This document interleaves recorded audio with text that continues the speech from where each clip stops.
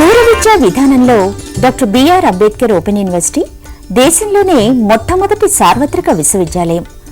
దాదాపు 2.5 దశాబ్దాలుగా దూర విద్యా విధానం ద్వారా కంప్యూటర్ కోర్సును అనుసంధానం చేస్తూ BA, BCom, BSc డిగ్రీ కోర్సులను అందిస్తోంది. పోస్ట్ గ్రాడ్యుయేషన్ స్థాయి, డిగ్రీ, డిప్లొమా స్థాయి కోర్సులను ఔత్సాహికులైన విద్యార్థులకు అందిస్తోంది. డాక్టర్ బిఆర్ అంబేద్కర్ సార్వత్రిక విశ్వవిద్యాలయం స్థానికంగా స్వయం బోధనా పద్ధతిలో ముద్రణ రూపంలో రూపొందించిన కోర్స్ మెటీరియల్ అందిస్తోంది. కోర్స్ మెటీరియల్ అధ్యయనానికి సహకరించే విధంగా రేడియో, టెలివిజన్ పాఠ్యాంశాల ఆధారంగా కార్యక్రమాలు ప్రసారం చేస్తోంది. అధ్యయన కేంద్రాల ద్వారా ఏర్పాటు చేసే సలహా సంసర్గ తరగతులు, సైన్స్ ప్రాక్టికల్ సౌకర్యాలు విద్యార్థులకు స్వయం అధ్యయనానికి ఒక చక్కటి అవకాశం.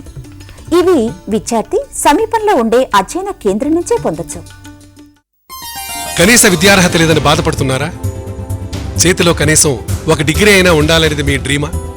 ఉన్నత చదువులు చదవాలని ఉన్నా సమయం అనుకూలించడం లేదా? మీలాంటి వారి కోసమే ఈ అద్భుతమైన అవకాశం. అంబేద్కర్ సార్వత్రిక విశ్వవిద్యాలయం మీకు బాసటగా నిలుస్తోంది. ఎలాంటి కనీస విద్యార్హత లేకున్నా ఉన్నత విద్య అభ్యసించే అవకాశం. BA, BCom, BSc ఈ మూడింటిలో ఏదో ఒక డిగ్రీ 3 ఏళ్లలోనే మీ సొంతం. వయసుతో పని లేదు, అర్హతతో అస్సలు అవసరం లేదు. ఆడుతూ పాడుతూ ఇంటి ముందుకే డిగ్రీ పట్టా తెచ్చుకోండి. మరి ఇంకెందుకు ఆలస్యం? యూనివర్సిటీ వెబ్సైట్ని సందర్శించండి.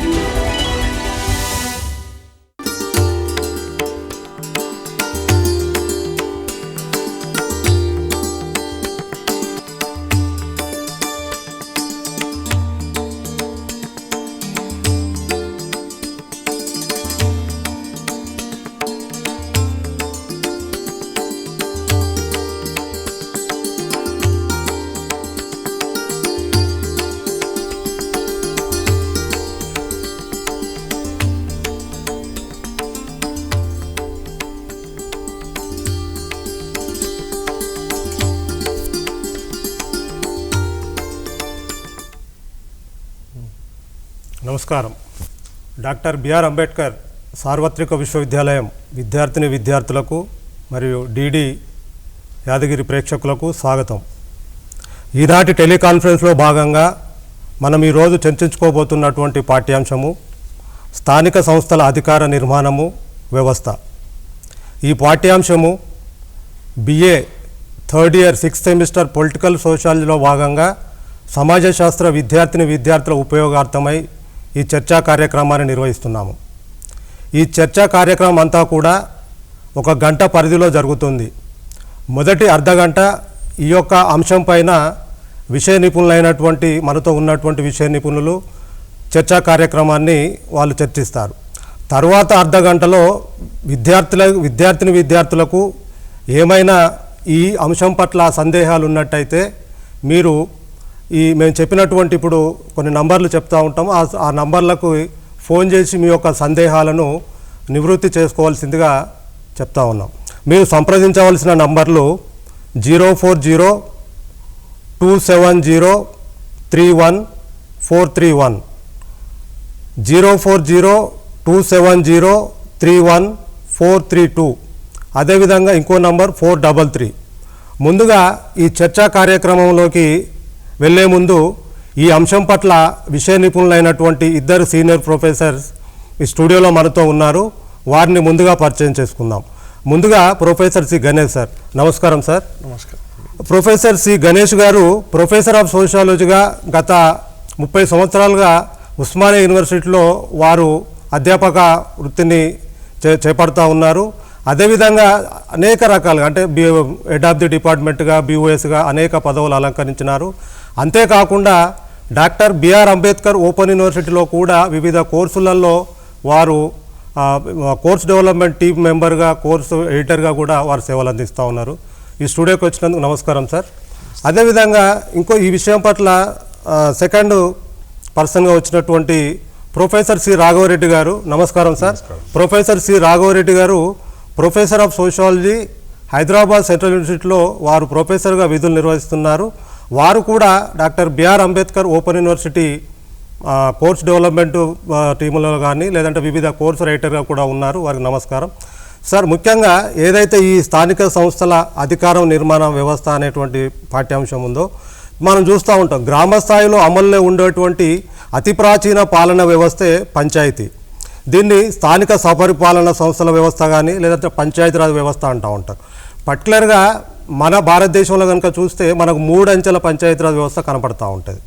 అంటే దీనికి మన పితామహుడుగా లార్డ్ రిప్పన్ చెప్పుకుంటాం. అతను చేసినటువంటి కొన్ని సంస్కరణల ఫలితంగా పాలన సౌలభ్యాన్ని కోసం గ్రామ పంచాయతీలు లేదంటే పంచాయతీరాజ్ సిస్టమ్ లేదంటే జిల్లా పంచాయతీలు ఇట్లా 3 రకాలుగా చేసినప్పుడు దేశంలో అనేక రకాలు కనపడుతూ ఉంటాయి. సో ముందుగా మనం ఏం చెప్పుకుంటామంటే సార్ గణేష్ సార్, ముందుగా మీకు ప్రశ్న ఏంటంటే భారతీయ గ్రామాలలో గల ఈ సాంప్రదాయక స్థానిక అధికార నిర్మితి ఏ విధంగా ఉంటుందో వివరిస్తారా? శ్రీనివాస్ గారు, మీరు అన్నట్టుగా చారిత్రకంగా కనుక చూసినట్లయితే భారతీయ సమాజంలో స్వాతంత్రానికి పూర్వం నుండి కూడా గ్రామీణ ప్రాంతాల్లో కొన్ని ఉన్నత కులాలు, ఉన్నత వర్గాలు మరియు కొన్ని ప్రాబల్య కులాలు అనేటువంటివి సాంప్రదాయకంగా అధికారాన్ని ప్రజలపైన చెలాయించేటటువంటివి. అంటే మనకు స్వాతంత్ర్యానంతర కాలంలో పంచాయతీరాజ్ వ్యవస్థ అనేటటువంటిది ఏర్పడి ప్రజాస్వామిక అధికార వికేంద్రీకరణ అనేటటువంటిది జరిగింది. కానీ అంతకు పూర్వం కూడా రాజకీయ అధికారం అనేటటువంటిది కేవలము కొన్ని వర్గాల చేతుల్లోనే ఉండి ఈ అధికార నిర్మితి అనేటటువంటిది పూర్తిగా సాంప్రదాయకబద్ధంగా, అంటే సాంప్రదాయకంగా ఉండేది. అయితే మనము గ్రామీణ ప్రాంతాల్లో ఉన్నటువంటి అధికార నిర్మితిని లేదా అధికార నిర్మితి వ్యవస్థను గురించి కనుక మనం చర్చించుకుంటే ఈ సాంప్రదాయిక అధికారం అనేటటువంటిది ఎవరి చేతుల్లో ఉండేది, ఈ అధికారాన్ని దేనికోసం ఉపయోగించేటటువంటి వాళ్ళు అనేటటువంటి విషయాలను మనము చారిత్రకంగా అవగాహన చేసుకోవాల్సినటువంటి అవసరం ఎంతైనా ఉంది. అయితే చారిత్రకంగా కనుక చూసినట్లయితే బ్రిటిష్ పరిపాలనా కాలంలోనే బ్రిటిష్ పాలక వర్గం జమీందారీ వ్యవస్థ అనేటటువంటి ఒక విధానాన్ని, ఒక పద్ధతిని లేదా ఒక వ్యవస్థను ఏర్పాటు చేయడం జరిగింది. ఈ జమీందారీ వ్యవస్థకు సంబంధించినటువంటి జమీందారులు కానీ జాగీర్దారులు కానీ ప్రజలపైన సాంప్రదాయకంగా అధికారాన్ని చెలాయించేటటువంటి వాళ్ళు. రెండవది ఏంటంటే ఉన్నత కులాలు. ముఖ్యంగా మనము భారతీయ సమాజాన్ని కనుక చూసినట్లయితే మనకు 2 వ్యవస్థలు కనబడతాయి. ఒకటి కుల వ్యవస్థ, రెండవది వర్గ వ్యవస్థ. ఈ కుల వ్యవస్థలో ఈ కుల వ్యవస్థ అనేటటువంటిది ఒక స్థరీకృతమైనటువంటి వ్యవస్థ. ఈ కుల వ్యవస్థలో ఉన్నత స్థానంలో ఉన్నటువంటి సాంప్రదాయకంగా కానీ లేదా ఆర్థికంగా ఉన్నత స్థితిని కలిగి ఉన్నటువంటి కులాలు ఈ రాజకీయాధికారాన్ని చెలాయించడం జరిగింది. అదేవిధంగా కొన్ని ప్రాంతాల్లో కులంతో సంబంధం లేకుండా ఆర్థికంగా ఉన్నత స్థితికి చేరినటువంటి కొన్ని ప్రాబల్య కులాలు, వాటిని డామినెంట్ కాస్ట్ అని అంటారు. ఈ ప్రాబల్య కులాలు కూడా చాలా ప్రాంతాల్లో, గ్రామీణ ప్రాంతాల్లో ఈ అధికారాన్ని, అంటే ఒక సాంప్రదాయకపరమైనటువంటి అధికారాన్ని చెలాయించడం జరిగింది. అయితే మనము జమీందారీ వ్యవస్థను గురించి కనుక చూసినప్పుడు బ్రిటిష్ ప్రభుత్వము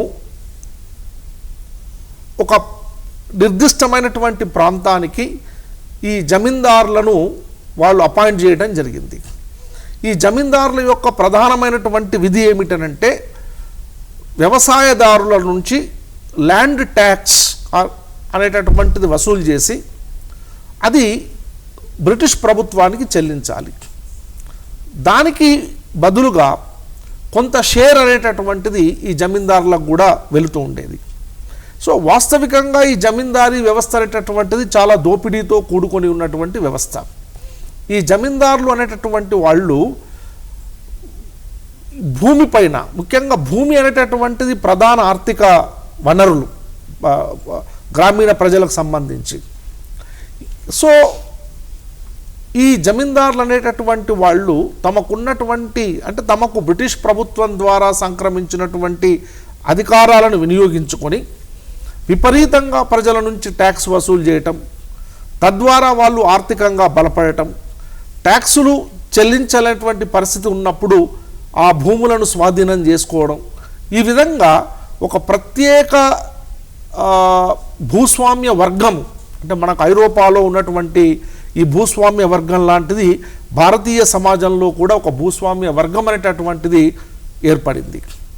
ఈ భూస్వామ్య వర్గం అనేటటువంటిది స్వాతంత్రానికి ముందు, ఈవెన్ స్వాతంత్రం తర్వాత కూడా, ఇంకా కరెక్ట్గా చెప్పాలంటే ఈనాటికి కూడా ఏదో ఒక రకంగా ప్రత్యక్షంగానో పరోక్షంగానో ఈ సాంప్రదాయిక పరమైనటువంటి అధికారాన్ని చెలాయిస్తూనే ఉంది. ఇప్పటికీ కూడా గ్రామీణ ప్రాంతాల్లో ఈ నిర్ణయాధికారంలో ప్రధానమైనటువంటి పాత్రను ఈ జమీందారీ వర్గానికి చెందినటువంటి ప్రజలే అని కూడా చెప్పొచ్చు. ఇక తర్వాత కాలంలో మనకు స్వాతంత్రానంతర కాలంలో చాలా కులాలు, ముఖ్యంగా భూమి అనేటటువంటిది ఎవరి చేతుల్లో అయితే ఉందో వాళ్లకు ఆర్థికపరమైనటువంటి అధికారము, రాజకీయపరమైనటువంటి అధికారం కూడా సంక్రమించడం జరిగింది. కాబట్టి మనము భారతీయ సమాజాన్ని గనక చాలా సూక్ష్మంగా గనక పరిశీలించినట్లయితే, మీరు ఉత్తర భారతదేశం కానివ్వండి, దక్షిణ భారతదేశం కానివ్వండి, ఎవరి చేతుల్లోనైతే ఈ భూమి అనేటటువంటి వనరులు, ఆర్థిక వనరులు వాళ్ళ చేతుల్లో కేంద్రీకృతమై ఉన్నాయో ఆయా కులాలు, బ్రాహ్మణులు కావచ్చు, లేదా క్షత్రియులు కావచ్చు, వైశ్యులు కావచ్చు, లేదా ఇతర ప్రాబల్య కులాలు కావచ్చు, వాళ్ళే ఈ సాంప్రదాయికపరమైనటువంటి అధికారాన్ని గ్రామీణ ప్రాంతాలలో చెలాయించడం జరుగుతూ వచ్చింది. ఇకపోతే ప్రాబల్య కులాలు, ముఖ్యంగా మనకు భారతీయ సమాజానికి ఉన్నటువంటి ఒక విశిష్టమైనటువంటి లక్షణం ఏంటంటే, సాంప్రదాయిక ఉన్నత కులాలతో పాటు కొన్ని, అంటే మధ్యతరగతికి చెందినటువంటి ఈవెన్ నిమ్న కులాలకు సంబంధించినటువంటి వాళ్ళు కూడా ప్రాబల్య కులాలుగా ఎమర్జ్ కావడం జరిగింది. మనము కర్ణాటకలో కానీ, గుజరాత్లో కానీ, హర్యానాలో కానీ, ఆంధ్రప్రదేశ్లో కానీ, తమిళనాడులో కానీ మనకు ఈ ప్రాబల్య కులాలు అనేటటువంటివి కనబడతాయి. వాస్తవికంగా వీళ్ళందరూ కూడా శూద్రులే. అంటే మన వర్ణ వ్యవస్థ ప్రకారం కనుక చూసినట్లయితే బ్రాహ్మణ, క్షత్రియ, వైశ్యులు కానటువంటి శూద్రులలో కూడా ఈ కొన్ని ప్రాబల్య కులాలు అనేటువంటివి ఎమర్జ్ అయ్యాయి. ఆ ప్రాబల్య కులాలు అటు ఆర్థికాధికారాన్ని, రాజకీయాధికారాన్ని తమ చేతుల్లోకి తీసుకొని అధికారాన్ని చెలాయించడం జరుగుతూ ఉంది. ఇట్లా ఈ విధంగా మనం చూసినట్లయితే, చారిత్రకంగా కనుక చూసినట్లయితే, ఒకవైపు చట్టబద్ధమైనటువంటి అధికార వ్యవస్థ మనకు ఉన్నప్పటికీ, అంటే ఇప్పుడు పంచాయతీరాజ్ వ్యవస్థ అనేటటువంటిది ఒక చట్టబద్ధమైనటువంటి వ్యవస్థ. రాజ్యాంగపరంగా ఈ పంచాయతీరాజ్ సంస్థలకు అధికారాలను సంక్రమింపజేయడం జరిగింది. అయినప్పటికీ కూడా ఇప్పటికీ గ్రామీణ ప్రాంతాలలో కులం అనేటటువంటిది చాలా ప్రబలంగా ఉంది. ముఖ్యంగా ఉన్నత కులాలు కానీ, ప్రాబల్య కులాలకు సంబంధించినటువంటి వ్యక్తులు నిర్ణయాధికారంలో ప్రధానమైనటువంటి పాత్రను పోషిస్తున్నారు అని చెప్పొచ్చు. కాబట్టి ఇటు జమీందారీ వ్యవస్థ కానివ్వండి, కుల వ్యవస్థ కానివ్వండి, వర్గ వ్యవస్థ కానివ్వండి, ప్రాబల్య కులాలు కానివ్వండి, ఇవన్నీ కూడా ఈ సాంప్రదాయిక అధికార నిర్మితిలో భాగంగా ఉన్నటువంటివి అని చెప్పొచ్చు. సో కాబట్టి మనకు భారతీయ గ్రామాల్లో మనకు రెండు రకాలైనటువంటి అధికార వ్యవస్థలు కనబడతాయి. ఒకటి సాంప్రదాయిక అధికార వ్యవస్థ ఒకటవుతే, రెండవది చట్టబద్ధమైనటువంటి అధికార వ్యవస్థ. ఇప్పుడు పంచాయతీరాజ్ వ్యవస్థ అనేటటువంటిది చట్టబద్ధమైనటువంటి అధికార వ్యవస్థ స్థానిక సంస్థలకు సంబంధించి. కానీ ఈ స్థానిక సంస్థలలో పరోక్షంగా ఇప్పటికీ కూడా అధికారాన్ని ప్రభావితం చేస్తున్నటువంటి వర్గాలు అనేటటువంటివి ఇప్పటికీ గ్రామీణ ప్రాంతాలలో ఉన్నాయి. సో ఈ నేపథ్యాన్ని, అంటే మనము పంచాయతీరాజ్ వ్యవస్థ గురించి చర్చిస్తున్నప్పుడు ఈ అధికారానికి సంబంధించినటువంటి నేపథ్యాన్ని గురించి కూడా అవగాహన చేసుకోవడం అనేటువంటిది చాలా అవసరం. ఓకే సార్, రాఘవరెడ్డి సార్, ఇప్పుడు గణేష్ సార్ చెప్పినట్టు ఈ ప్రాచీన కాలంలో ఉండేటువంటి ఏదైతే పనిచేస్తున్నటువంటి గ్రామ పాలన వ్యవస్థ అంతా కూడా చాలా అణచివేతకు గురైంది, లేదంటే ప్రధానంగా 5 ప్రధాన వృత్తులు ఏదైతే సార్ చెప్పినట్టు ఆ ప్రధాన వృత్తులపైన ఆధారపడే పనిచేసిందని చెప్పి మనం విన్నాం.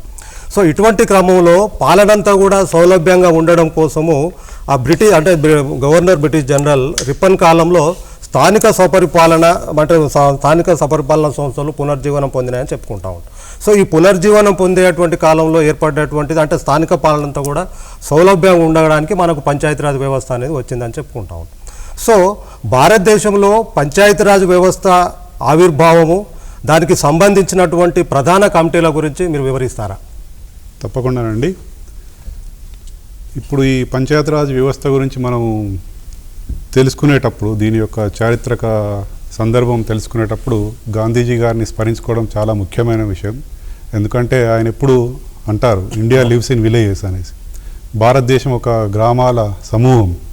భారతదేశం ఆత్మ అంతా గ్రామాల్లో ఉంది. గ్రామాలు అభివృద్ధి చెందినప్పుడే భారతదేశం అభివృద్ధి చెందుతున్నదే అందరికీ తెలిసిన విషయమే. అయితే ఈ గ్రామాల్లోకి ప్రజాస్వామ్యం తీసుకెళ్లడానికి గాంధీజీ గారు స్వరాజ్య నినాదం ఇచ్చారు. అయితే ఈ ప్రజాస్వామ్యంలో ప్రజలను పార్టిసిపేట్ చేసేటట్టు మనం ప్రజాస్వామ్యబద్ధంగా ఎన్నుకోబడిన ప్రభుత్వాలని నిర్మించుకున్నాం.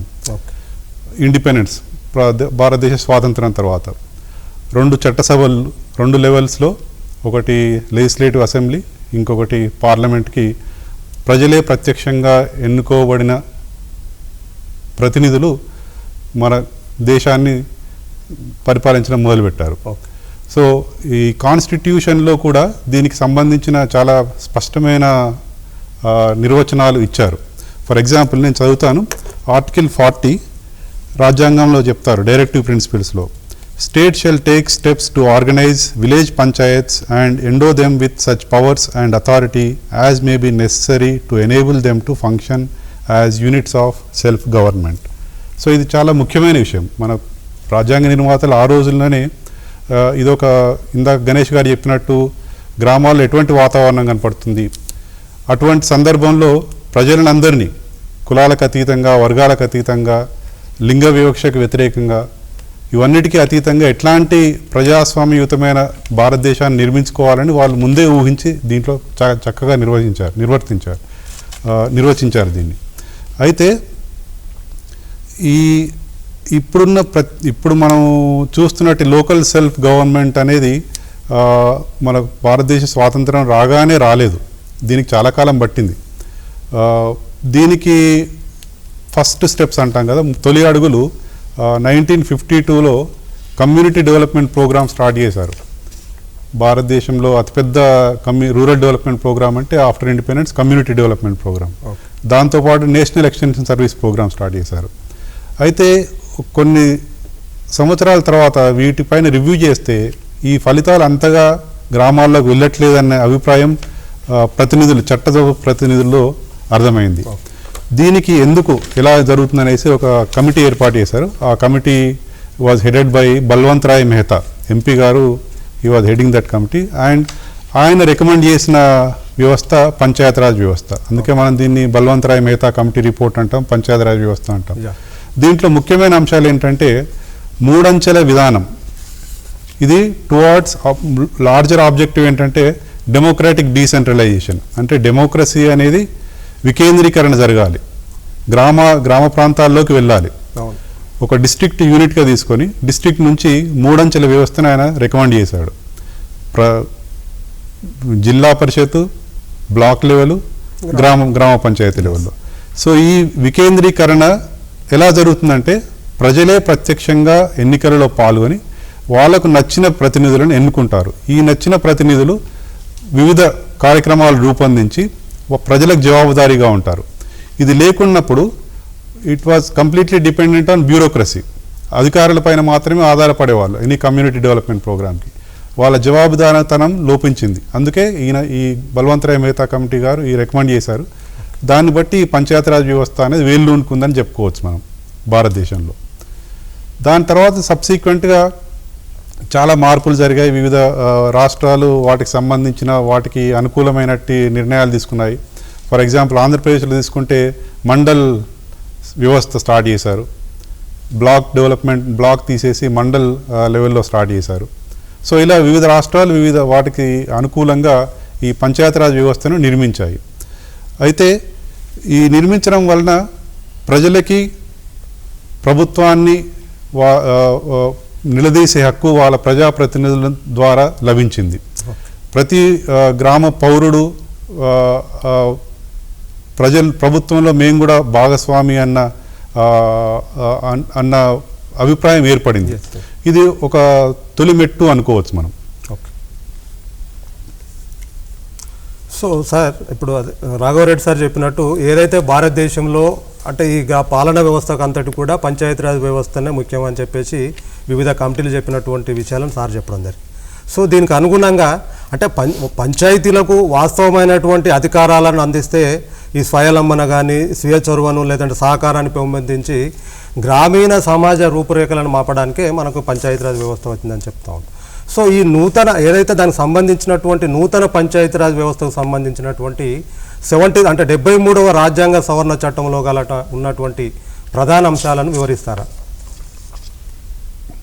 వాస్తవికంగా పంచాయతీరాజ్ వ్యవస్థను బల్వంత్ రాయ్ మెహతా కమిటీ సూచనల మేరకు అంటే సిఫారసుల మేరకు ఆంధ్రప్రదేశ్లో అంటే అప్పుడు ఇంటగ్రేటెడ్ ఆంధ్రప్రదేశ్లో 1959లోనే ప్రవేశపెట్టబడినప్పటికీ కూడా దేశవ్యాప్తంగా ఈ పంచాయతీరాజ్ వ్యవస్థను అంటే దాదాపు అన్ని రాష్ట్రాల్లో కేంద్రపాలిత ప్రాంతాల్లో కూడా ఈ పంచాయతీరాజ్ వ్యవస్థను ఏర్పాటు చేయాలి. ఈ ప్రజాస్వామిక అధికార వికేంద్రీకరణ అనేటటువంటిది జరగాలి. నిర్ణయాధికారంలో ప్రజల భాగస్వామ్యం అనేటటువంటిది ఉండాలి. అభివృద్ధి కార్యక్రమాలకు సంబంధించి ప్రణాళికలను రూపొందించేటటువంటి క్రమంలో ఈ ప్రణాళికను రూపొందించేటటువంటి దాంట్లో ప్రజల యొక్క భాగస్వామ్యం అనేటటువంటిది ఉండాలి అనేటటువంటి సదుద్దేశంతో 1992లో వాస్తవికంగా ఒక రాజ్యాంగ సవరణను తీసుకురావడం జరిగింది. అయితే ఈ 73వ రాజ్యాంగ సవరణ అనేటటువంటిది 1992లో ప్రవేశపెట్టినప్పటికీ 1993 నుంచి ఇది అమల్లోకి వచ్చింది. అయితే ఈ రాజ్యాంగ సవరణకు సంబంధించినటువంటి అంశాలన్నింటినీ కూడా వాస్తవికంగా ఇది చాలా పెద్ద టాపిక్. ఇది మనము చాలా చర్చించవచ్చు. కొన్ని ప్రధానమైనటువంటి విషయాల మీద నేను దృష్టి కేంద్రీకరించాలనుకుంటున్నాను.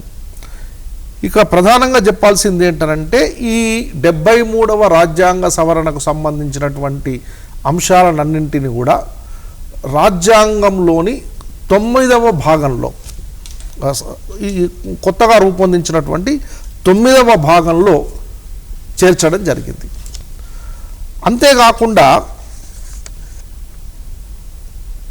11వ షెడ్యూల్ని కూడా భారత రాజ్యాంగంలో చేర్చడం జరిగింది. అంటే భారత రాజ్యాంగంలోని 9వ భాగం అదేవిధంగా 11వ షెడ్యూల్ అనేటటువంటివి ఈ 73వ రాజ్యాంగ సవరణకు సంబంధించినటువంటి అంశాలను గురించి చర్చిస్తుంది. అయితే ఇందులో మనకు ప్రధానంగా ఆర్టికల్ 243A నుంచి 243O వరకు ఉంటాయి. సో ఈ 243 నుంచి 243A నుంచి 243O వరకు ఈ పంచాయతీరాజ్ వ్యవస్థకు సంబంధించినటువంటి వివిధ అంశాలను గురించి చర్చించడం జరిగింది. అయితే ఈ పంచాయతీరాజ్ వ్యవస్థలో ప్రధానంగా 73rd అమెండ్మెంట్ యాక్ట్ చెప్పినటువంటిది ఏంటంటే 3 టైర్ పంచాయతీరాజ్ సిస్టమ్. ఇందులో గ్రామ సభ గ్రామ పంచాయతీలు అనేటటువంటివి గ్రామ స్థాయిలో ఉండేటటువంటివి. తర్వాత పంచాయతీ సమితి లేదా మండల ప్రజా పరిషత్. అయితే ఇక్కడ ఇంతకుముందే రాఘవరెడ్డి గారు చెప్పినట్టు బలవంతరాయ్ మెహతా కమిటీ చెప్పినటువంటిది ఏంటనంటే గ్రామ పంచాయతీలు, పంచాయతీ సమితిలు, తర్వాత జిల్లా పరిషత్. తర్వాత అశోక్ మెహతా కమిటీ రికమెండ్ చేసినటువంటిది ఏంటంటే, తర్వాత ఎల్ఎం సింఘ్వి కమిటీ కూడా ఈ మిడిల్ టైర్ అనేటటువంటిది చాలా చిన్నగా ఉండాలి. అంటే అధికారం అనేటటువంటిది ప్రజల డోర్ స్టెప్ దగ్గర ఉన్నట్టుగా ఉండాలి. సో దాన్ని దృష్టిలో పెట్టుకొని కొన్ని రాష్ట్రాలు ఈ మండల వ్యవస్థ అనేటటువంటి దాన్ని తీసుకురావడం జరిగింది. అందులో ఆంధ్రప్రదేశ్ అనేటటువంటిది మొట్టమొదటి రాష్ట్రం. సో మనము తెలంగాణ కానీ ఆంధ్రప్రదేశ్ కాంటెక్స్ట్లో మనకు ఉన్నటువంటివి గ్రామ పంచాయతీలు, మండల ప్రజా పరిషత్తులు, తర్వాత జిల్లా పరిషత్తు. సో ఆర్టికల్ 43A అనేటటువంటిది ప్రధానంగా గ్రామ సభ గురించి చెప్తుంది. గ్రామ సభ అనేటటువంటిది చాలా ప్రధానమైనటువంటి వ్యవస్థ. అంటే ప్రజలకు వాస్తవికంగా అధికారాన్ని సంక్రమింపజేసేటటువంటి వ్యవస్థ ఏది అంటే గ్రామ సభ. అంటే ఒక రాష్ట్ర అసెంబ్లీకి ఏ రకమైనటువంటి అధికారాలు ఉంటాయో గ్రామ సభకు కూడా అలాంటి అధికారాలే ఉంటాయి. అంటే చట్టబద్ధంగా ఈ గ్రామ సభకు, గ్రామ పంచాయతీలకు, గ్రామ మండల పరిషత్తులకు, జిల్లా పరిషత్తులకు అధికారాన్ని సంక్రమింపజేయడం జరిగింది. ఇది చాలా ఇంపార్టెంట్. అంటే గ్రామానికి సంబంధించినటువంటి అభివృద్ధి ప్రణాళికలు కానీ, గ్రామానికి సంబంధించినటువంటి ఆర్థిక వ్యవహారాలు కానీ, ఏదైనా కూడా ప్రతి ఒక్కటి కూడా గ్రామ సభలో చర్చించి నిర్ణయం తీసుకొని ఆ గ్రామ సభ నిర్ణయాలకు అనుగుణంగానే అధికార వ్యవస్థ అనేటటువంటిది కొనసాగించబడాలి. ఇది చాలా ప్రధానమైనటువంటి అంశం. ఇక మరొక విషయం ఏంటంటే రిజర్వేషన్ ఆఫ్ సీట్స్. ఇక్కడ ఆర్టికల్ 243D అనేటటువంటిది ఏం చెప్తుందంటే reservation of seats in panchayats to all levels. అంటే గ్రామ పంచాయతీ, మండల పరిషత్తు, జిల్లా పరిషత్తు ఈ 3 స్థాయిలలో కూడా షెడ్యూల్డ్ కులాలు, షెడ్యూల్డ్ తెగలు మరియు మహిళలకు రిజర్వేషన్ అనేటటువంటి దాన్ని కల్పించడం జరిగింది. 73వ రాజ్యాంగ సవరణ ప్రకారం ఏమిటి అనంటే పంచాయతీలో అంటే పంచాయతీరాజ్ వ్యవస్థలో ఉన్నటువంటి అన్ని స్థాయిలలో కూడా షెడ్యూల్డ్ కులాలు, షెడ్యూల్డ్ తెగలకు వారి వారి జనాభా నిష్పత్తి ప్రకారము సీట్లను రిజర్వ్ చేయాలి. అదే కాకుండా రాష్ట్రంలో ఉన్నటువంటి అన్ని గ్రామ పంచాయతీలను, మండల ప్రజా పరిషత్తులను, జిల్లా పరిషత్తులలో కూడా 1/3 of the seats must be reserved for women. So ఈ రెండు ఆర్టికల్ 243D అనేటటువంటి చెప్తుంది. సో కాబట్టి ఇక్కడ ప్రధానంగా చెప్పినటువంటి అంశం ఏంటనంటే పంచాయతీరాజ్ వ్యవస్థ అనేటటువంటిది కేవలము అధికారంలో ప్రజల భాగస్వామ్యం కోసమే కాకుండా భారతీయ సమాజం అనేటటువంటిది స్థరీకృత సమాజం కాబట్టి ఇంతకుముందే చెప్పాను నేను. ఇన్ఫ్యాక్ట్ భారతదేశంలో ప్రజలందరూ సమానులు అని మనం చెప్పినా వాస్తవికంగా అందరూ సమానం కాదు. ముఖ్యంగా ఈ కుల వ్యవస్థ ప్రకారం కనుక చూసినట్లయితే ఈ ఆర్థికపరమైనటువంటి సంపద కానీ అధికారం అనేటటువంటిది కూడా అన్ని వర్గాలు, అన్ని కులాల మధ్య సమానంగా పంపిణీ చేయబడలేదు. కాబట్టి ముఖ్యంగా బలహీన వర్గాలకు ప్రాతినిధ్యం ఇవ్వాలనేటటువంటి సదుద్దేశంతో ఆర్టికల్ 243D ప్రకారము షెడ్యూల్డ్ కులాలు, షెడ్యూల్డ్ తెగలకు అన్ని స్థాయిలలో కూడా పంచాయతీ నుంచి జిల్లా పరిషత్ వరకు అన్ని స్థాయిలలో కూడా వారి జనాభాకు నిష్పత్తిలో సీట్లను రిజర్వ్ చేయాలి. అదేవిధంగా 1/3 ఆఫ్ ద సీట్స్ అనేటటువంటివి మహిళలకు రిజర్వ్ చేయాలి అనేటటువంటి విషయాన్ని ఈ ఆర్టికల్ ఈ 73rd అమెండ్మెంట్ యాక్ట్ అనేటువంటి చెప్పింది. ఇక మరొక ముఖ్యమైనటువంటి అంశం ఏంటంటే అసలు ఈ 73rd అమెండ్మెంట్ యాక్ట్ ఏ విషయాల మీద ఫోకస్ చేస్తుంది. మనము సూక్ష్మంగా చెప్పాలంటే 2 అంశాలపైన ఈ 73rd అమెండ్మెంట్ యాక్ట్ అనేటువంటిది ఫోకస్ చేస్తుంది. ఒకటి the preparation of the plans for economic development and social justice. అంటే గ్రామీణ స్థాయిలో కానీ, మండల స్థాయిలో కానీ, జిల్లా స్థాయిలో కానీ ఆర్థికాభివృద్ధి కోసం, అదేవిధంగా సామాజిక న్యాయం కోసం, social justice, this is very important. అంటే డెవలప్మెంట్ అనేటటువంటిది ఎంత అవసరమో ఆ డెవలప్మెంట్ బెనిఫిట్స్ అనేటటువంటి ఏవైతే ఉంటాయో అది బలహీన వర్గాలకు చేరాలి. దాన్నే అప్పుడే మనము సామాజిక న్యాయం అనేటటువంటి లక్ష్యాన్ని చేరుకున్నటువంటి వాళ్ళం అవుతాం. కాబట్టి గ్రామ పంచాయతీలు, మండల పంచాయతీలు, జిల్లా పరిషత్తులు అనేటటువంటివి ఈ ఆర్థికాభివృద్ధికి ప్రణాళికలను రూపొందించేటటువంటి క్రమంలో ఈ సామాజిక న్యాయాన్ని ఇచ్చేటటువంటి విధంగా ఉండాలి. రెండవ అంశం ఏంటనంటే ఈ సామాజిక న్యాయం అనేటటువంటి అంశాన్ని దృష్టిలో ఉంచుకొని ప్రభుత్వం ప్రవేశపెట్టినటువంటి అభివృద్ధి పథకాలన్నింటినీ కూడా చాలా నిబద్ధతతో, జవాబుదారీతనంతో, పారదర్శకంగా అమలు చేసేటటువంటి బాధ్యత ఈ పంచాయతీరాజ్ వ్యవస్థలపైన ఉంది. ఉదాహరణకు ఎంజీఎన్ఆర్ఈజీఎస్ ఉంది, Mahatma Gandhi national rural employment guarantee scheme. ఇది ప్రధానంగా పేద ప్రజలకు ఉపాధిని కల్పించేటటువంటి స్కీమ్. ఆ స్కీమ్ని చాలా నిబద్ధతతో ఇంప్లిమెంట్ చేయాల్సినటువంటి బాధ్యత గ్రామ పంచాయతీలది. సో ఆ విధంగా ఈ రెండు అంశాలను గురించి చాలా ప్రధానంగా చెప్పడం జరిగింది. ఇంకొక అంశం ఏంటనంటే గ్రామ పంచాయతీలకు, మండల పంచాయతీలకు, జిల్లా పరిషత్తులకు సంబంధించినటువంటి ఆర్థిక వ్యవహారాలను కానీ లేదా వారికి ఆర్థిక స్వావలంబన అనేటటువంటిది కల్పించడానికి ప్రతి రాష్ట్రంలో కూడా ఒక స్టేట్ ఫైనాన్స్ కమిషన్ అనేటటువంటి దాన్ని ఏర్పాటు చేయాలి. ఈ స్టేట్ ఫైనాన్స్ కమిషన్ అనేటటువంటిది ఈ గ్రామ పంచాయతీలు, మండల పంచాయతీలు, జిల్లా పంచాయతీలు వాటికి సంబంధించినటువంటి ప్రణాళికలు, తర్వాత వాళ్ళు ఈ ఫైనాన్సెస్ అనేటటువంటి వాటిని ఏ విధంగా డెవలప్ చేసుకోవాలి, అంటే ట్యాక్సుల రూపంలో ఏ విధంగా బడ్జెట్ను రూపొందించుకోవాలి, ఆ రూపొందించుకున్నటువంటి బడ్జెట్ను ఏ విధంగా స్పెండ్ చేయాలి, ఏ విధంగా అవి అంటే గ్రామాల అభివృద్ధి కోసం ఉపయోగించాలి అనేటటువంటి దానికి సలహాలు ఇవ్వడానికి స్టేట్ ఫైనాన్స్ కమిషన్ అనేటటువంటి దాన్ని ఏర్పాటు చేయాలనేటువంటిది కూడా చెప్పడం జరిగింది. అదేవిధంగా audit of accounts of panchayats, అంటే స్టేట్ లెజిస్లేటివ్ అసెంబ్లీ అనేటటువంటిది చట్టం ప్రకారము, అంటే చట్టబద్ధంగా అంటే పంచాయతీలకు సంబంధించినటువంటి గ్రామ పంచాయతీలు కానీ, మండల పరిషత్తులు కానీ, జిల్లా పరిషత్తులకు సంబంధించినటువంటి అకౌంట్స్ని ఆడిట్ అనేటటువంటిది చేయడం అనేటటువంటిది జరగాలని చెప్పారు.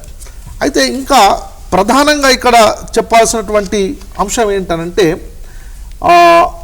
ఈ రాజ్యాంగంలోని 11వ షెడ్యూల్లో ముఖ్యంగా 29 అంశాలను గురించి చెప్పారు. 29 అంశాలు అంటే ఈ 73వ రాజ్యాంగ సవరణ చట్టం ప్రకారం గ్రామ పంచాయతీలకు, మండల పంచాయతీలు, తర్వాత జిల్లా పరిషత్తులకు ఏ అంశాలపైన అధికారం అనేటటువంటిది ఉంటుంది, ఏ అంశాలకు సంబంధించి వాళ్ళు వివిధ కార్యకలాపాలను చేపట్టాలి, ఏ అంశాలపైన దృష్టిని కేంద్రీకరించాలి అనేటటువంటి దానికి సంబంధించి దాన్ని మనము డెవల్యూషన్ ఆఫ్ పవర్స్ అంటాం. అందులో 29 అంశాలను గురించి చెప్పారు. వాటన్నిటిని అంటే 29 అంశాలను మనం ఇక్కడ మెన్షన్ చేయలేం, కానీ కొన్ని ప్రధానమైనటువంటి అంశాలు నేను చెప్తాను ఇక్కడ. ఒకటి అగ్రికల్చరల్ ఎక్స్టెన్షన్, అంటే వ్యవసాయ విస్తరణ అనేటటువంటిది. తర్వాత ఈ ల్యాండ్ రీఫార్మ్స్, అంటే భూ సంస్కరణలకు సంబంధించినటువంటి అంశాలు. తర్వాత ఈ భూమిని సాగులోకి తీసుకురావడం, అంటే సాగు చేయకుండా ఉన్నటువంటి భూమిని సాగులోకి తీసుకురావడానికి చేసేటటువంటి ప్రయత్నాలు. మైనర్ ఇరిగేషన్, వాటర్ మేనేజ్మెంట్, ఇది చాలా ఇంపార్టెంట్, అంటే చిన్న నీటి తరహా ప్రాజెక్టులను టేకప్ చేయటము.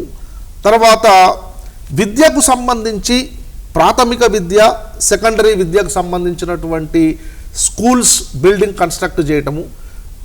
ఈ గ్రామాల్లో ఉన్నటువంటి విద్యార్థులకు నాణ్యమైనటువంటి విద్యను అందించేదానికి కావలసినటువంటి కార్యకలాపాలను చేపట్టడము, అదేవిధంగా అడల్ట్ ఎడ్యుకేషన్ వయోజన విద్యకు సంబంధించినటువంటి కార్యకలాపాలను చేపట్టడం, అదేవిధంగా సోషల్ వెల్ఫేర్ ముఖ్యంగా శారీరకంగా కానీ మానసికంగా కానీ వైకల్యత ఉన్నటువంటి వ్యక్తులకు కొన్ని సంక్షేమ కార్యకలాపాలను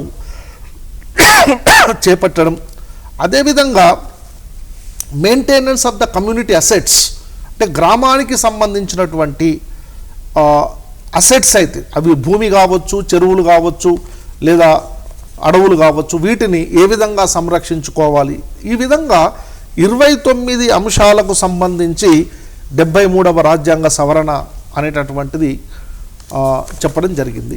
చివరిగా ఒక్క అంశం ఏంటంటే గ్రామ సభ అనేటటువంటిది కేంద్ర బిందువు అని చెప్పడం జరిగింది. అంటే గ్రామ సభను కేంద్ర బిందువుగా చేసుకొని పంచాయతీరాజ్ సంస్థలకు అధికార వికేంద్రీకరణ చేయడం జరిగింది.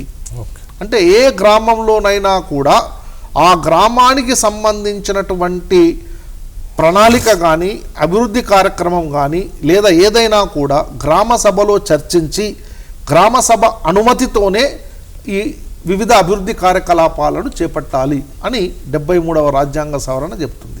సార్ ప్రొఫెసర్ రాఘవరెడ్డి సార్, ఇప్పుడు ఏదైతే గణేష్ సార్ చెప్పినట్టు 73వ రాజ్యాంగ సవరణ ఏదైతే దానికి అనుగుణంగానే ఉమ్మడి ఆంధ్రప్రదేశ్ ప్రభుత్వం కూడా 1994లో ఒక కొత్త పంచాయతీరాజ్ చట్టాన్ని చేసింది.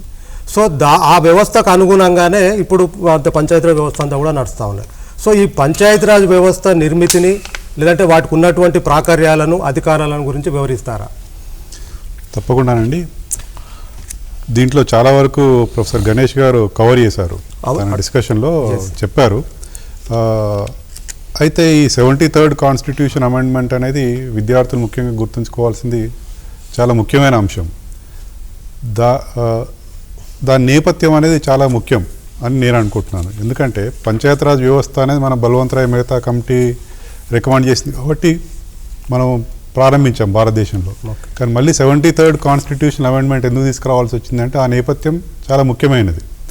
ఎందుకంటే పంచాయతీరాజ్ వ్యవస్థని మనం నిర్మించుకున్నాము, కానీ దాంట్లో చాలా అవకతవకలు జరిగాయి. కొన్ని రాష్ట్రాల్లో అసలు పంచాయతీరాజ్ ఎలక్షన్ జరగలేదు, కొన్ని రాష్ట్రాల్లో లోకల్ రిజర్వేషన్స్ లేవు, అసలు మహిళలకు ప్రాతినిధ్యం లేదు.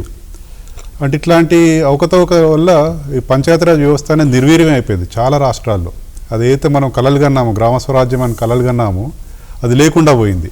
దానివల్లనే ఈ 73rd కాన్స్టిట్యూషన్ అమెండ్మెంట్లో చాలా క్లియర్గా చెప్పారు, గ్రామ సభ అనేది మస్ట్. ఇందాక గణేష్ గారు కూడా పాయింట్ ఎంఫసైజ్ చేశారు, గ్రామ సభ నిర్వహించడం అనేది చాలా ముఖ్యమైన విషయం 73rd కాన్స్టిట్యూషన్ అమెండ్మెంట్లో.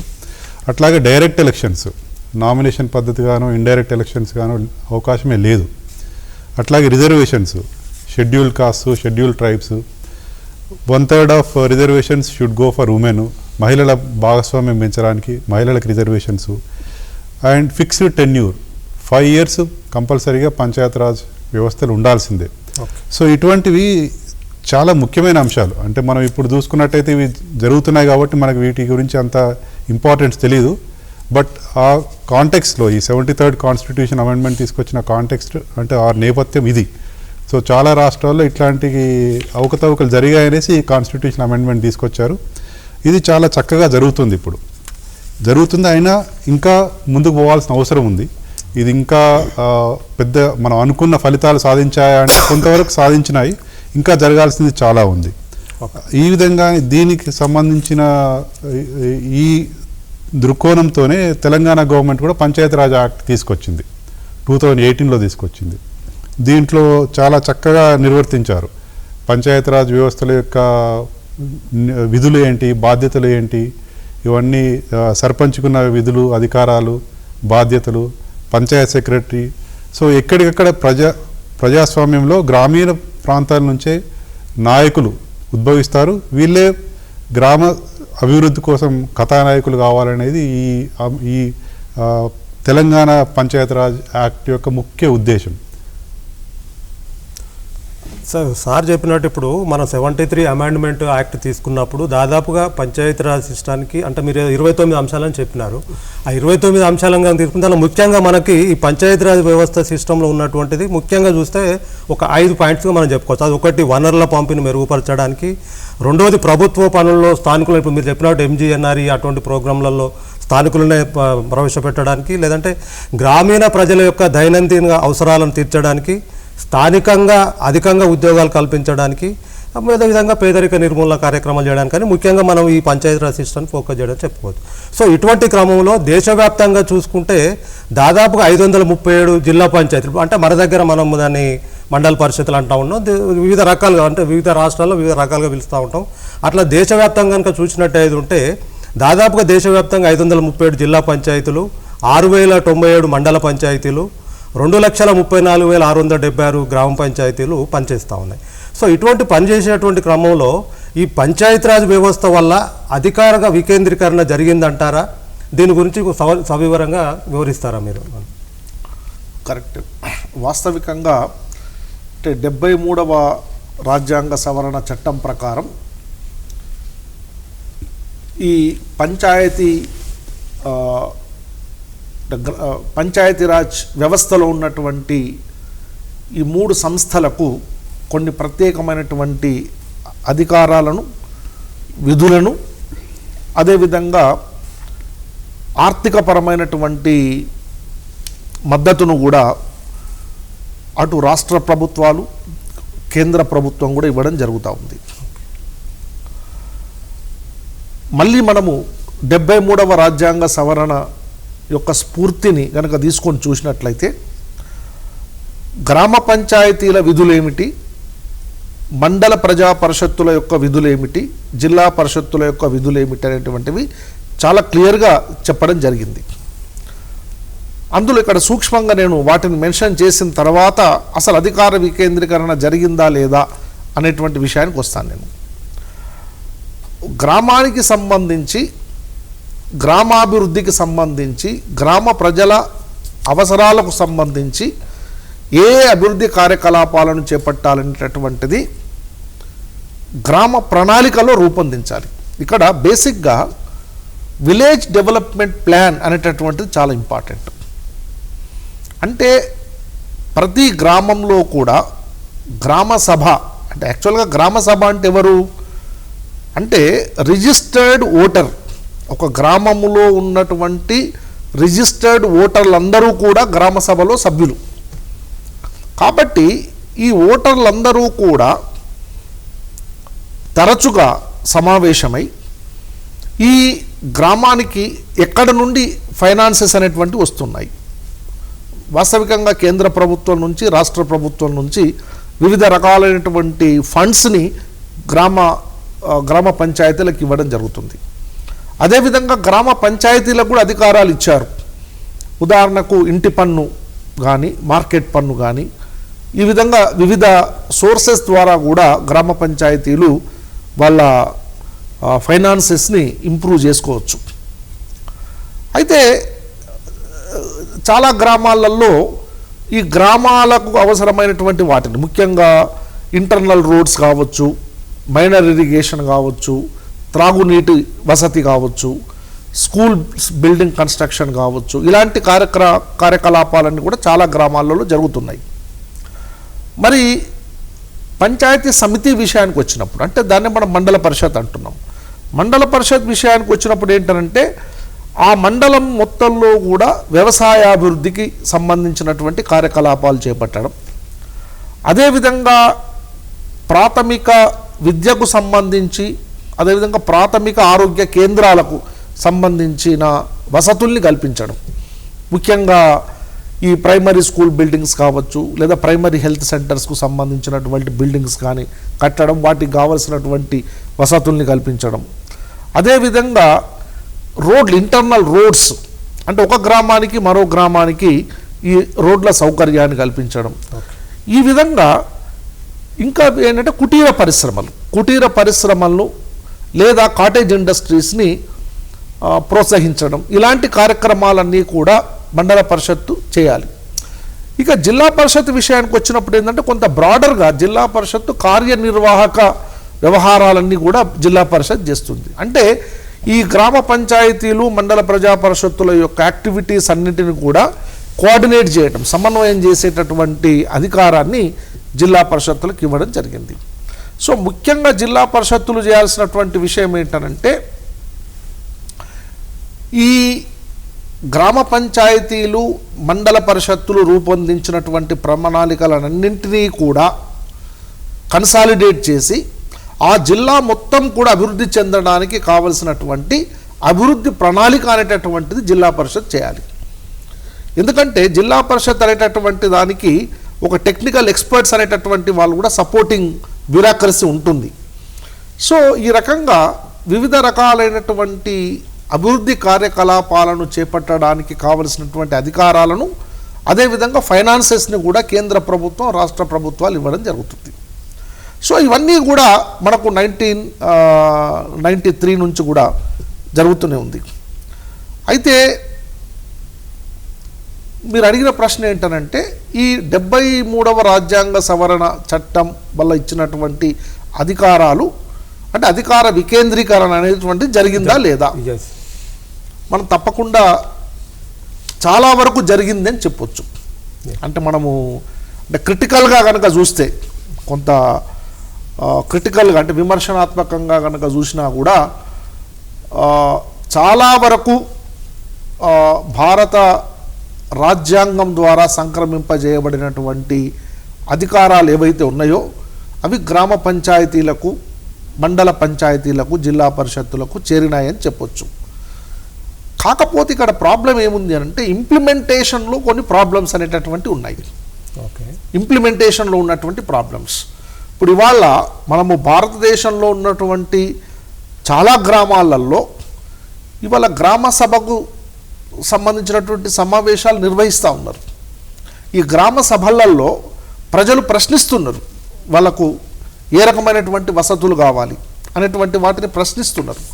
అదేవిధంగా మనకు చాలా గ్రామాలలో అంటే మనము 1950s ఉన్నటువంటి గ్రామాలకు ఇప్పుడు 2020లో ఉన్నటువంటి గ్రామాలకు చాలా తేడా ఉంది. వాస్తవికంగా ఇన్ఫ్రాస్ట్రక్చర్ విషయంలో కానీ, గ్రామీణ జీవన విధానంలో కానీ, గ్రామీణ ప్రాంతాల్లో ఉన్నటువంటి వసతులలో కానీ చాలా మార్పులు అనేటువంటి వచ్చాయి. ఈ మార్పులన్నింటికీ కూడా కారణం ఏంటనంటే effective functioning of Panchayati Raj system. అయితే ఇక్కడ ఏమవుతుందనంటే అధికారాలను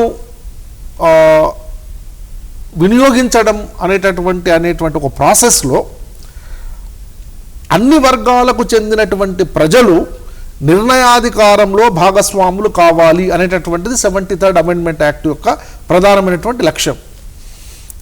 కానీ కొన్ని సందర్భాలలో ముఖ్యంగా నిమ్న కులాలకు, నిమ్న వర్గాలకు సంబంధించినటువంటి ప్రజలు నిర్ణయాధికారంలో భాగస్వామ్యం పొందలేకపోతున్నారు అనేటటువంటి భావన ఒకటి ఉంది.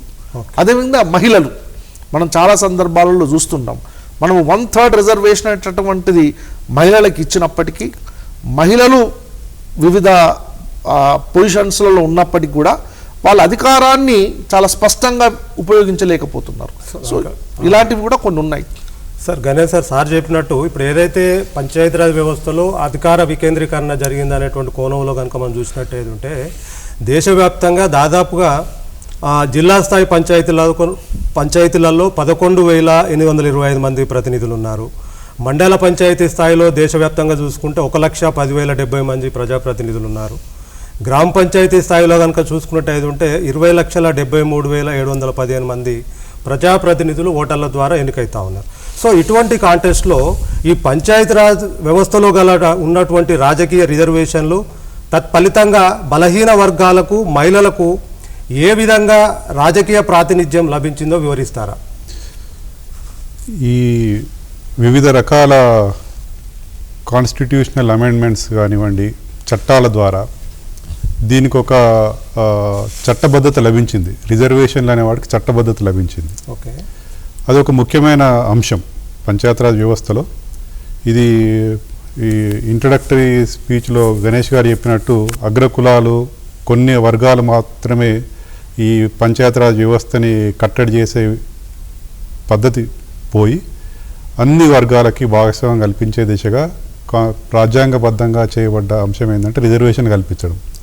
దానివల్ల మీరు అన్నట్టు ఇంతకుముందు చెప్పిన నంబర్స్లో ప్రతి లెవెల్లో జిల్లా పరిషత్లో కానివ్వండి, మండల పరిషత్లో కానివ్వండి, గ్రామ పంచాయతీ లెవెల్లో వివిధ నిష్పత్తుల్లో ఈ రిజర్వేషన్లు అనేవి ఇంప్లిమెంట్ చేస్తున్నారు. ఇవి ఇంప్లిమెంట్ చేయక తప్పని పరిస్థితి ప్రతి రాష్ట్రానికి కూడా. అట్లాగే ముఖ్యమైన వర్గం మహిళలు, దేశంలో ముఖ్యమైన వర్గం మహిళలు, వాళ్ళ ప్రాతినిధ్యం లేనిది, వాళ్ళ పార్టిసిపేషన్ లేనిది ఏ డెవలప్మెంట్ కూడా ఇన్కంప్లీట్. అందుకే మహిళలకు కూడా 50% రిజర్వేషన్స్ అనేవి మన తెలంగాణ చట్టంలో రూపొందించుకున్నాం. 73లో 1/3 ఉంది, మనమేమో 50% రిజర్వేషన్స్ ఇచ్చాం. సో దీనివల్ల ఏమవుతుందంటే ఇప్పుడు మన ఈ పంచాయతీరాజ్ వ్యవస్థ యొక్క ముఖ్యమైన ఉద్దేశం ఏంటంటే అండి, అభివృద్ధి చెందడం, గ్రామాలు అభివృద్ధి చెందాలి. గ్రామాలు అభివృద్ధి చెందాలంటే ఎలా అభివృద్ధి చెందాలి? ఇది సమిష్టిగా అభివృద్ధి చెందాలి. గ్రామంలో కొన్ని వర్గాలు కొన్ని కులాలు మాత్రమే అభివృద్ధి కాకుండా అన్ని వర్గాలకి దేశం యొక్క ఎకనామిక్ బెనిఫిట్స్ అనేవి రీచ్ కావాలి. సో దానికి ప్రజల ప్రాతినిధ్యం కావాలి. సో ఈ అభివృద్ధి క్రమంలో ప్రజలందరూ పాలు పంచుకునే విధంగా ఈ రిజర్వేషన్లు అనేవి చాలా దోహదపడ్డాయి. అయితే ఇందాక గణేష్ గారు చెప్పినట్టు కొన్ని లోయెస్ట్ లెవెల్లో, ఫీల్డ్ లెవెల్లో కొన్ని లోటుపాట్లు ఇవి ఉంటాయి. ఫర్ ఎగ్జాంపుల్ షాడో సర్పంచ్ అంటాము. మహిళా సర్పంచ్ ఉంటారు కానీ ఆవిడ ఎప్పుడు అటెండ్ కారు, ఆవిడ తరపున తన భర్త అటెండ్ అవుతుంటారు. సో ఇట్లాంటివి కొన్ని ఉన్నాయి.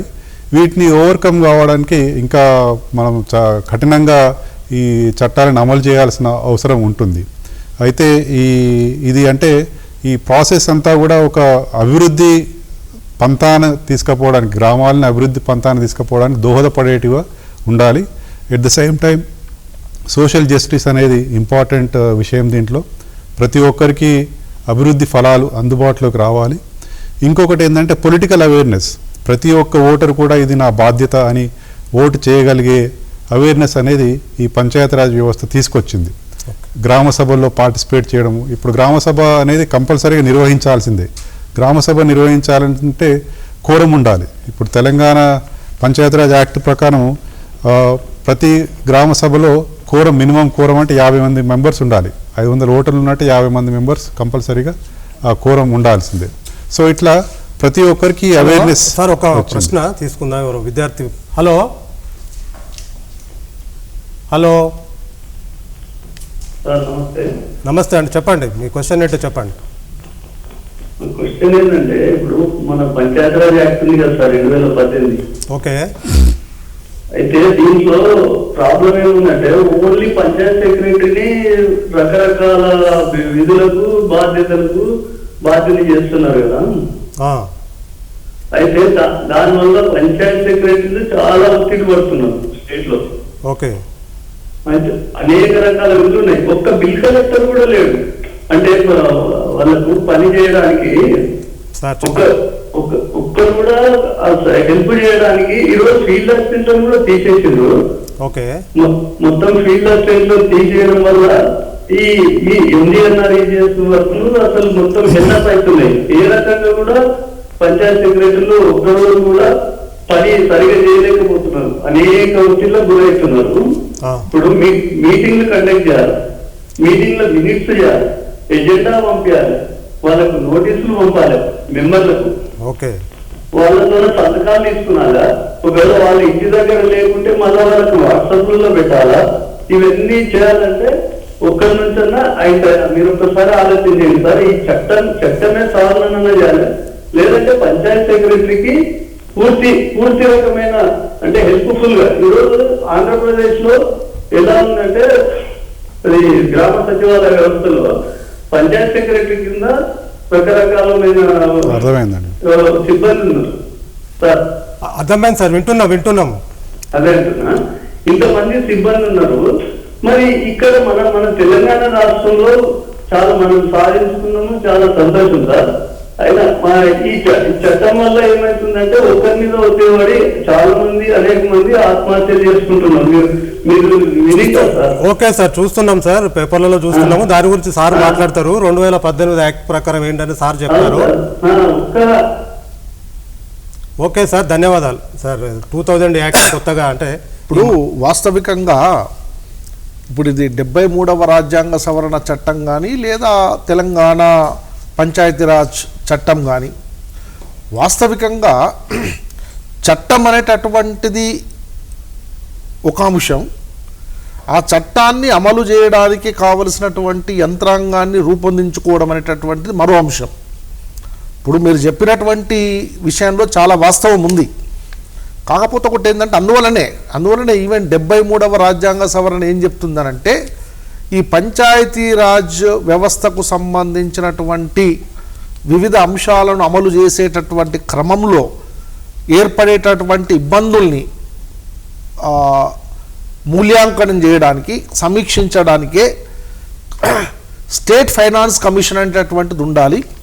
ఈ స్టేట్ ఫైనాన్స్ కమిషన్ అనేటటువంటిది టైం టు టైం రాష్ట్ర ప్రభుత్వాలకు సలహాలు అనేటువంటిది ఇవ్వాలి అనేటటువంటి, అందులో ఎక్స్పర్ట్స్ అనేటటువంటి వాళ్ళు కూడా ఉండాలి అని చెప్పడం జరిగింది. కాకపోతే ఏంటంటే ఈ పంచాయతీ సెక్రటరీ వ్యవస్థ అనేటటువంటిది మనకు ఇటీవలి కాలంలోనే వచ్చింది కాబట్టి తప్పనిసరిగా ప్రభుత్వం కూడా అంటే ప్రభుత్వం దృష్టికి విషయం వెళ్ళినప్పుడు దీన్ని కొంత రివైజ్ చేయటము, స్టాఫ్ అనేటటువంటి దాన్ని పెంచడము, విధులు అనేటటువంటి వాటిని విభజించడము ఇలాంటివి జరిగేటటువంటి అవకాశం భవిష్యత్తులో వచ్చేటటువంటి అవకాశం ఉంటుంది. సార్ గణేష్ సార్, చివరిగా ఒక ప్రశ్న, సమయం లేదు కాబట్టి ఈ పంచాయతీరాజ్ వ్యవస్థను మరింత బలోపేతం చేయడానికి మీరు ఏమైనా సలహాలు ఇస్తారా? ఇద్దరు కూడా తక్కువ సమయంలో. అంటే ఇప్పుడు ఒకటి ఫస్ట్ చట్టం యొక్క స్పిరిట్ ఏదైతే ఉందో, ఆ స్ఫూర్తి ఏదైతే ఉందో, ఆ చట్టం యొక్క స్ఫూర్తిని అటు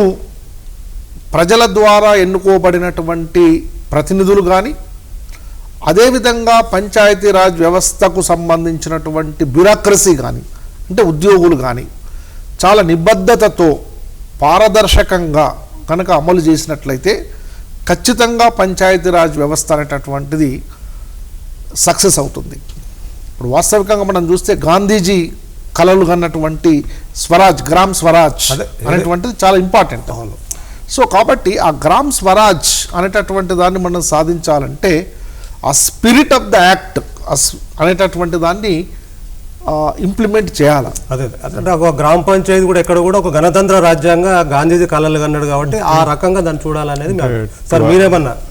నా ఉద్దేశం ఏంటంటే అండి, పంచాయతీరాజ్ వ్యవస్థ సఫలం కావాలంటే ప్రజల భాగస్వామ్యం చాలా ముఖ్యం. కరెక్ట్. ప్రజలు దాన్ని తమ సొంతదిగా భావించాలి. ఇది ఎవరో ఏ పొలిటికల్ పార్టీయో లేకపోతే రాజకీయ నాయకులదే కాకుండా ప్రజలదే, ఇది మా కోసం చేయబడిన నిర్మితమైన వ్యవస్థ అని ప్రజలు భాగస్వామ్యం అయినప్పుడు పంచాయతీరాజ్ వ్యవస్థ అనేది చక్కగా పనిచేస్తుంది. ఈ ప్రజలే ముందుకు వచ్చినప్పుడు అధికారుల చేత కూడా పనులు చేయించుకోగలుగుతారు.